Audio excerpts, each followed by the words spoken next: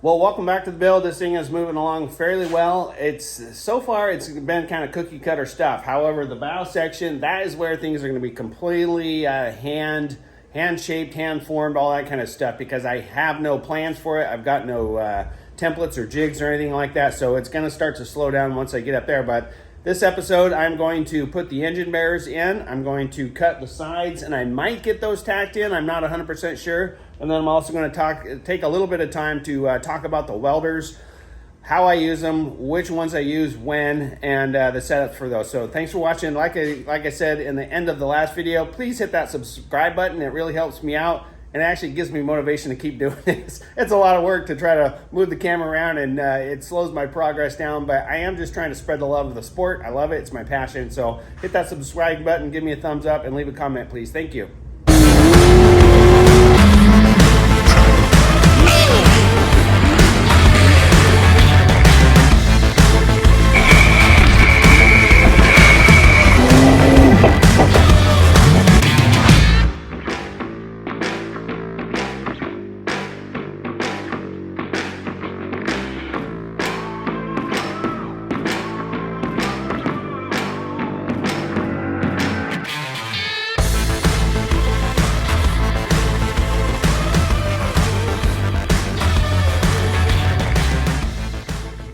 Well, you just saw the time lapse of the engine bearers going in, and I love that it goes so fast because you probably don't see my mistakes, or maybe if you rewind it and go slower, you do. But I'll self-disclose, I'll talk about my mistakes. So I was putting in the right one, and I was moving my way back to the aft here, and I'm like, oh crap, I didn't cut out the relief there. The 45 that I put in all of these, so that water will, if any water comes in, it will get down and end up in the very bottom of the boat, and then you can drain it out or get it out with a vacuum or whatever. But I forgot to do that, so quick popped it off, ground down the tack welds that I had in there, and moved on forward. But other stuff that's of interest, notice that this is not welded, and there's a little bit of a gap. I put a little spacer in there to leave about 100 thousandths gap in there. Like I said, I do not weld that because you've got a 3/16 sharp edge going against 100 thousandths.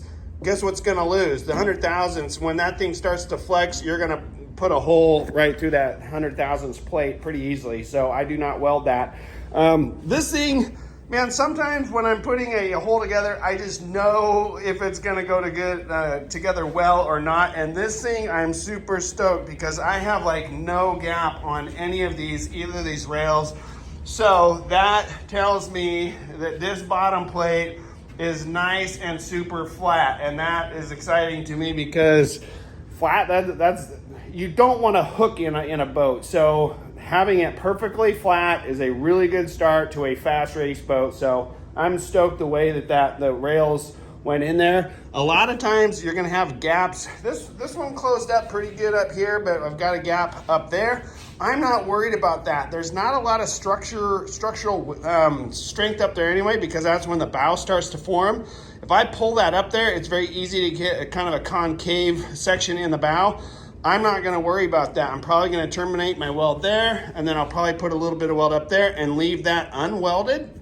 That's what RS Racecraft do in their mini boats, and I really like that because when you start to pull that aluminum up, just let it take its natural shape. If you start to force that up to take that gap out up there, if it's wrong at all, you're going to get a concave section in your boat. So I'm happy with that. It's actually nice and tight on the outside, so I can weld all that, and I'm gonna leave the inside of it, and boom, it's gonna be perfect. So the engine bearers are in. Now it's time to get my sides, and I'm gonna cut them to length from here right up to here is where those are gonna terminate, because that's all gonna be the custom section of the bow. So I'm gonna get to work on the sides, get those cut, and possibly start to get those things tacked in as well.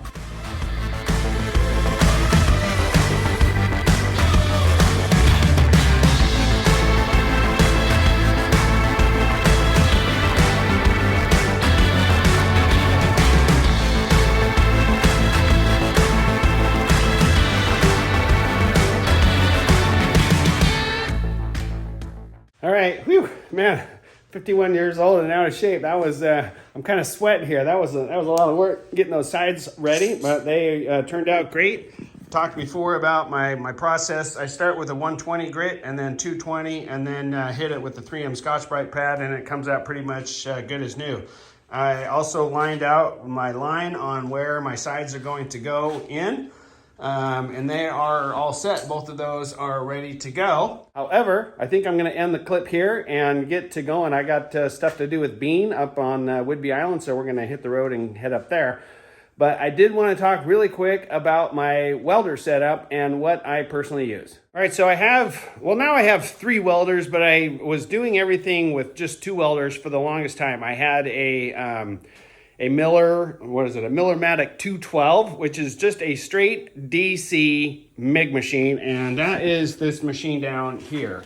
And I used, for the longest time, a Spoolmate 200 gun, and those come with little used 1 pound filler wire in those. And that, like I said, it's just straight DC. So you don't have very much heat control when especially when you're welding 80 or 100,000 stuff to a bottom plate like this. This is 3/16, that's 100,000. So who do you think is going to win the heat battle there? You're going to blow out that thin stuff really, really quick. So I upped my game about 2 years ago at the beginning of the pandemic. I'm like, screw it, I'm going to buy a push-pull with pulse machine, and that is what I have now. So this is the Multimatic, the 255. It comes with the pulse, all the kinds of settings. I really just use it for aluminum. You can weld stick, you can do TIG, all that stuff, but it's DC TIG, I believe. I don't use any of that, but this machine is awesome. It's all digital. You can set up, you literally plug in what kind of a filler wire you have, and it sets in right from there. So as you can see, I use 3/64 filler with the I can't remember the exact number of the filler wire that I use, but you set it up, and then the other awesome part of this setup compared to the Spoolmate is this push-pull gun. So aluminum filler wire is super soft, and I don't know what this is, like a 20-foot lead. You can't push aluminum, so these have their own driver wheels in there that pull the feed or the wire out, as well as the machine itself is obviously powered and pushing. So it's a push-pull. The little wires of the little wheels at the end of the gun are pulling the aluminum through, and the big gun or the big machine is pushing the aluminum through. So it's push-pull, and honestly, a huge difference is the shape. It's kind of like they call it, there's a Cobra-matic or whatever, a Python. Just having that shape of that gun has been proven invaluable for getting up in the bow, getting some of those crazy hard seams when you're comparing that to just a straight barrel like that. I can't explain it. It just is what it is. Now, so that's what I do all my aluminum weld. All the structural stuff will be done with that push-pull with the pulse. And a huge difference on the engine bears, I'm just doing 6-inch stitches. So I'll weld 6, skip, and then do another. You don't need to 100% weld any of that, but what that gun does, 6 inches is no problem. Like I could weld that, and this would be cold still to the touch because of the pulse.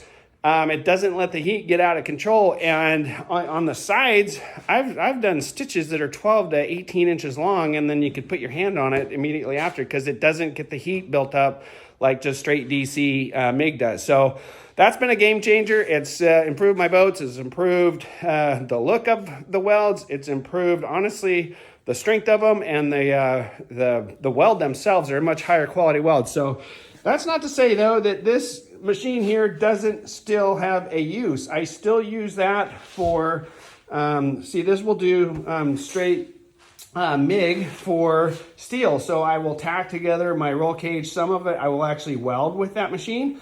But most of that is done with my TIG. And this is a Dynasty 200 DX. This was I think it's the DX. Again, this thing has all kinds of pulse options and whatnot, and one of the coolest things for me is when I'm welding aluminum or steel, I literally just have to come and hit that button so you TIG weld AC with the aluminum, hit the button DC, and you can TIG weld your steel.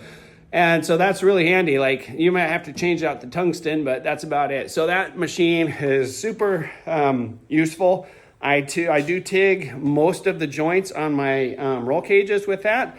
I also TIG weld some of the finer, like this is going to be 100 thousandths to 100 thousandths edge. I'm probably going to TIG these seams. I'm not 100% sure. This is the first race boat I've built with that push-pull and the pulse, so we'll see how that goes. I might just wire feed all of that, but I do use that for some of the finer, smaller things. Fuel tanks, I TIG all of those fuel tanks, and I don't even honestly pressure test them, because when I TIG it, I know it's a good weld. I know it's not going to leak. So I'm gonna wrap up this video here. You saw me get the engine bearers in there. Had to cut and shape some of those things. I got the sides lined out. I got the sides cut to length because they're only going right there. Those things are ready to go on. And we talked about the welder. So a lot of the comments I've been getting is this boat for Cletus? And I will go ahead and put that out to pasture that no, this is my personal boat. I'm not building a boat for Garrett. And I kind of wish I was, kind of wish I wasn't. I don't really have the time. I have a full plate this winter of inner team boats. So I'll let him tell you what his racing or sprint boat racing future is going to hold. He probably will have some pretty cool announcements coming out, but 100%, no, this is my boat. 500 cubic inch billet small block, back into the super boat class, and I can't wait. Thanks for watching. Hit that subscribe button, and we'll catch you on the next video.